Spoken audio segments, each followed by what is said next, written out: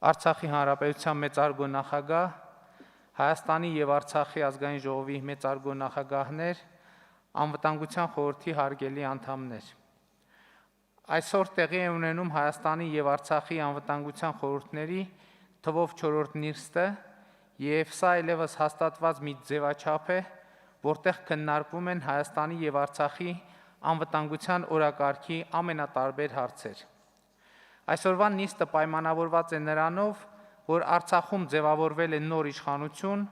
անվտանգության նոր խորհուրդ է ձևավորվել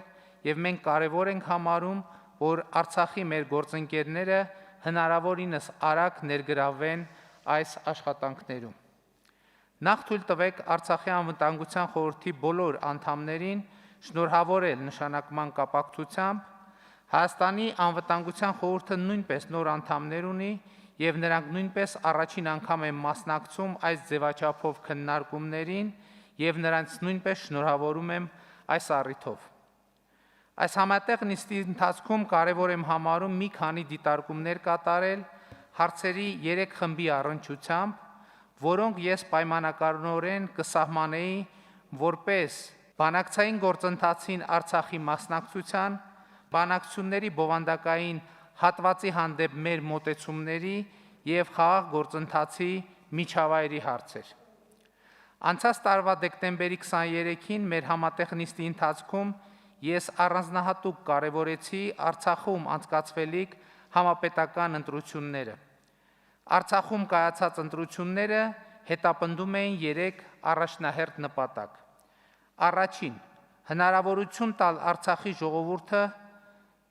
մարդու իրավունքների իրանցմամբ ընտրել այն իշխանություններին, որոնք կկազմակերպեն երկրի քաղաքական եւ հասարակական կյանքը։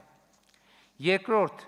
հնարավորություն տալ Արցախի ժողովրդին ընտրել այն իշխանություններին, որոնք պետք է ապահովեն իր անվտանգությունը։ Հայաստանի Հանրապետությունը իհարկե կշարունակի աջակցել Արցախի իշխանություններին, Արցախի բնակչությանը պաշտպանելու իրենց հանձնառության մեջ, շարունակելով լինել Արցախի անվտանգության երաշխավորը։ Երրորդ, Արցախի ժողովուրդը նախագահական եւ խորհրդարանական ընտրությունների արդյունքում պետք է մանդատ տար իր իշխանություններին ներկայացնելու Արցախը նաեւ բանակցային սեղանին։ Այժմ, երբ ընտրություններն ավարտվել են, իսկ իշխանությունները ձևավորվել, պետք է փաստել, որ այս 3 նպատակները լավագույնս կատարվել են։ Մրցակցային եւ ժողովրդավարական ընտրությունների արդյունքում Արցախն ունի իշխանություն, որն արտահայտում է քաղաքական բարեփոխումների, տնտեսական եւ յենթակառուցվածքային զարգացման արցախցիների ձգտումները։ Ընտրությունների եւ դրան հետեւած իշխանությունների կազմավորման արդյունքում Արցախում տեղի ունեցավ քաղաքական ուժերի համերաշխության եւ համախմբման կարևորագույն գործընթաց, ինչը վստահ եմ առավել ամրապնդեց Արցախի անվտանգությունը։ Վերջապես ընտրություններն ընդգծեցին Արցախի ժողովրդի եւ նրա կողմից ընտրված իշխանության դերը խաղաղ կարգավորման գործընթացում։ Ակնհայտ է, որ առանց Արցախի իշխանությունների լիարժեք ներգրավման բանակցային գործընթացում չի կարող լինել էական առաջընթաց, քանի որ յուրաքանչյուր առաջընթացի համար անհրաժեշտ են կարևորագույն պայմանավորվածությունների ձեռքբերման եւ իրացման կարողություն եւ այստեղ է, որ Արցախի իշխանությունների ստացած ժողովրդական մանդատը անփոխարինելի է։ Արցախի իշխանությունների ներգրավումը բանակցությունների բովանդակային հարցերում օբյեկտիվ անհրաժեշտություն է, որից խուսափելը առավել կձգձգի առանց այն էլ ձգձգված հակամարտությունը։ Ակնհայտ է, որ հակամարտության կողմերը ունեն իրարամերժ դիրքորոշումներ առանցքային մի շարք հարցերում եւ եթե անկեղծ լինենք, ապա շատ ավելի հեշտ է ասել, որ հարցերում համաձայն չենք Ադրբեջանի հետ, քան որ հարցերում կարող ենք համաձայնության հասնել։ Նման իրավիճակն առերևույթ ունի բազմաթիվ պատճառներ, բայց եթե մի պահ փորձենք դրանք ընդհանրացնել, ապա ակնհայտ է դառնում, որ մենք բախվում ենք 2 հիմնական խնդրի։ Առաջին խնդիրը արդեն նշեցի, այն վերաբերվում է Արցախի իշխանությունների հետ բանակցելու Ադրբեջանի ներկայիս իշխանությունների դժկամության հետ։ Ինչու եմ շեշտում ներկայիս, որովհետև այս դահլիճում կան մարդիկ, որոնք ոչ միայն բանակցել, այլև փաստաթղթեր են ստորագրել Ադրբեջանի նախկին, ավելի ճիշտ այն ժամանակվա իշխանությունների հետ, ընդ որում նաև Հեյդար Ալիևի նախագահության շրջանում։ Երկրորդ, Ադրբեջանը չի հրաժարվում առավելապաշտական կեցվածքից և դիտարկում է խաղաղ գործընթացը որպես իր բոլոր պահանջների աստիճանական կատարման միջոց։ Այսինքն ոչ թե փոխզիջման հասնելու միջոց, այլ իր բոլոր պահանջների կատարման աստիճանական կատարման միջոց։ Այդպես չի լինում և չի լինելու, բանակցային գործընթացը մեկ կամ երկու ընդմիջում ունեցող պատվերով համերգ չէ։ Խաղաղությունը ենթադրում է փոխզիջման հասնելու պատրաստակամություն և համապարփակ լուծումներ։ Հենց այդ պատրաստակամությունը նկատի ունենալով, ես առաջ էի քաշել այն բանաձևը, որի համաձայն Արցախի հարցի որևէ լուծում պետք է ընդունելի լինի Ղարաբաղի ժողովրդի համար, Հայաստանի ժողովրդի համար և Ադրբեջանի ժողովրդի համար։ Այս բանաձևը ոչ այլ ինչ է, քան փոխզիջման հնարավորությունը ընդունելու առաջարկ։ Կրկնում եմ, հնարավորությունը ընդունելու առաջարկ, այլ ոչ թե կոնկրետ փոխզիջման ընդունում, որը դեռևս հեռու է ձևավորված լինելուց իմ նշած պատճառներով։ Չընդունելով իմ առաջարկը, Ադրբեջանի նախագահը չի ընդունում ընդհանրապես որևէ փոխզիջման հնարավորություն։ Եվ ուրեմն ակնհայտ է, որ մենք չենք կարող նման մոտեցումներով ակնկալել բանակցային գործընթացում իրական առաջընթաց, հատկապես երբ դրանք ուղեկցվում են պատերազմի սպառնալիքներով կամ հայ ժողովրդի հանդեպ տարածքային կամ պատմական ուղղակի կամ անուղղակի պահանջներով։ Ղարաբաղյան հակամարտությունը անժամկետ հայ-ադրբեջանական լայնածավալ թշնամության վերածելու փորձերը, որտեղ մեր ժողովուրդները միմյանցից կվիճարկեն ամեն ինչ, անցյալը, ներկան, ապագան և ողջ տարածաշրջանը, վստահ եմ չի բխում ոչ հայ, ոչ էլ ադրբեջանցի ժողովրդի շահերից։ Մարդու իրավունքների եվրոպական դատարանի Ռամիլ Սաֆարովի գործով դատավճիռը հստակ արձանագրեց և դատապարտեց Ադրբեջանում հայերի հանդեպ ատելության հողի վրա կատարվող հանցանքների խրախուսումը։ Այս դատավճիռը պետք է սահմանի հստակ կարմիր գծեր Ադրբեջանի համար, ցույց տալով, որ այդ կարմիր գծերից անդին կանգնած է ոչ միայն Հայաստանը և հայ ժողովուրդը, այլև միջազգային հանրությունը։ Քանի որ վերջին շրջանում Ադրբեջանի նախագահը սիրում է անդրադառնալ պատմությանը, ես նույնպես կուզենայի ձևակերպել իմ միտքը որոշակի պատմական օրինաչափության մատնանշմամբ։ Իր պատմության ողջ ընթացքում, վերջին 100 տարում այսինքն, Ադրբեջանը ենթարկվել է երկու մեծ փորձությունների։ 1920 թվականի ապրիլին, երբ Ադրբեջանը կորցրեց իր 2 տարի առաջ ձեռք բերած պետականությունը, և 1993 թվականի հունիսին, երբ Ադրբեջանը վերստին մոտեցել էր 2 տարի առաջ ձեռք բերված պետականության կորստի եզրագծին, ինչի մասին մեզ այսօր հիշեցնում է ադրբեջանցիների ազգային փրկության օրվա գոյությունը, որի հերթական տարեդարձը ի դեպ նշվեց օրեր առաջ։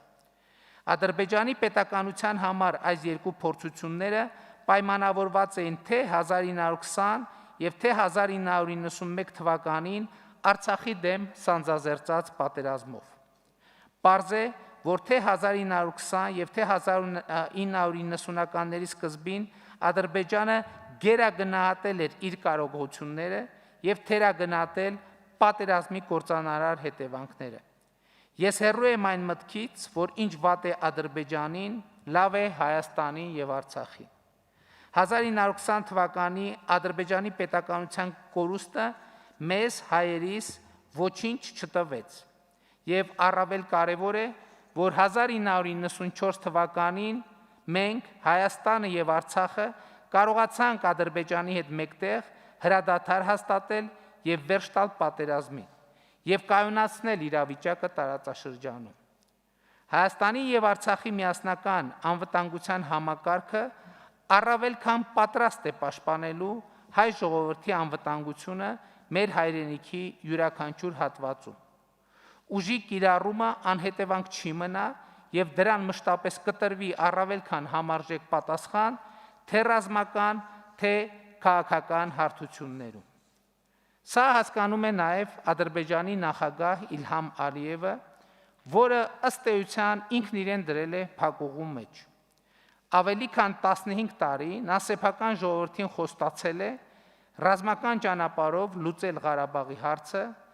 այս վերնակրի ներքո միլիարդավոր դոլարներ են ծախսվել, որոնք շատ հաճախ ուղղակի փողերի լվացման տպավորություն են գործում, որոնք ի վերջո հանգրվանում են օֆշորային գոտիների հայտնի մարդկանց պատկանող հաշիվներին։ Ու հիմա նա չի կարողանում սեփական ժողովրդին բացատրել, թե ինչու է իրականությունը այնպիսին, ինչպիսին կա։ Նա հասկանում է, որ իր հնարավոր արկածախնդրությունը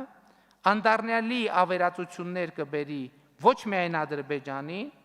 այլև կկազմաքանդի իր հակաժողովրդական իշխանությունը։ Ու մարդկանց ուշադրությունը շեղելու համար նա այս փակուղուց դուրս գալու համար բարձրացնում է իր հայտարարությունների ջերմաստիճանը եւ ընդգրկումը անցյալի ձախողումները փորձելով կոմպենսացնել ապագային վերաբերյալ նոր ու ավելի անհեթեթ խոստումներով։ Վերջերս էլ Ադրբեջանի հատուկ ծառայությունների ուղղորդմամբ այսպես կոչված Արևմտյան Ադրբեջան նախաձեռնություն են ստեղծել, նկատի ունենալով Հայաստանի Հանրապետությունը։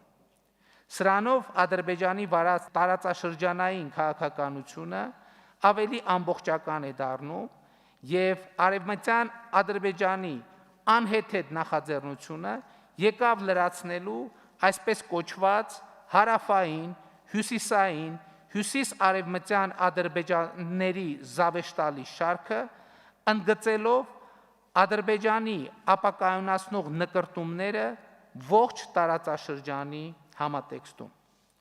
Բայց ես ուզում եմ հենց այս իմաստով ընդգծել, որ մենք խոսելով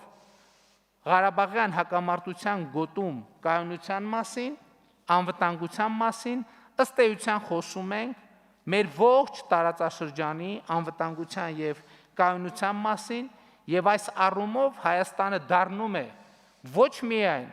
Ղարաբաղյան հակամարտության գոտու, այլև մեր ողջ տարածաշրջանի անվտանգության երաշխավոր։ Եվ այս առումով կարծում եմ մենք պետք է առանձնահատուկ պատասխանատվությամբ վերաբերվենք մեր այս տարածաշրջանային դերին եւ լինենք ուժեղ, ամուր, բայց եւ չտրվենք անիմաստ եւ անհեթեթ սադրանքների։ Առավել եւս այժմ, երբ մեր հասարակությունները պայքարում են գլոբալ մարտահրավերի,